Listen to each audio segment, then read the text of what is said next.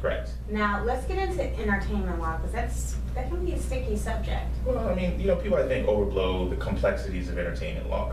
Entertainment law, care you talk to, is basically two certain areas of practice. Okay. You've got intellectual property, which covers copyrights, trademarks, and patent work. And then you've also got contracts.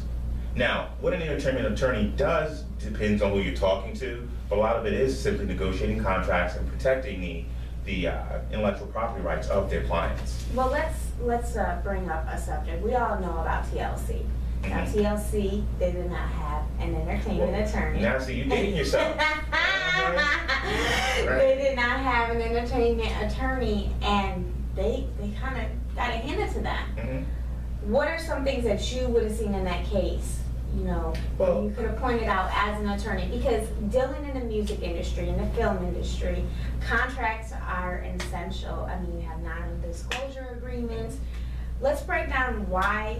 Well, let's first answer that one question and break down why these are so important. It kind of goes back to what I said to you before about you go to experts when you have serious matters. Mm-hmm. And for someone who's never looked at an entertainment contract before, or for that matter, if you're buying a house and you've never looked at a contract before, you're going to have someone look at it and review it with you who has your interests at heart to protect your interests. Absolutely. And what happens with many artists is they see, you know, maybe they see 5 figures somewhere in the contract and realize they're going to get paid.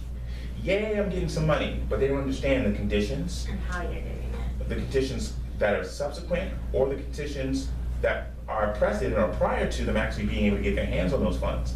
Then whether how much that is going to have to get paid back, they don't understand points, they don't understand residuals. So it's really just a matter of coming to understand the agreement as it stands, as well as what the industry standards are for someone in that situation.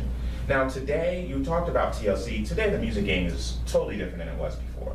That's why you don't see the labels like you used to, like, you know. Well, you have to basically already be established before you get signed. Well, you know, there's some nuances and things you have to do, absolutely. You know, your Twitter followers, your Facebook friends, so forth and so on. But it's a very different game. But nonetheless, any agreement you sign, you still need to know what you're signing and how you're going to possibly benefit from what it is you're getting yourself into.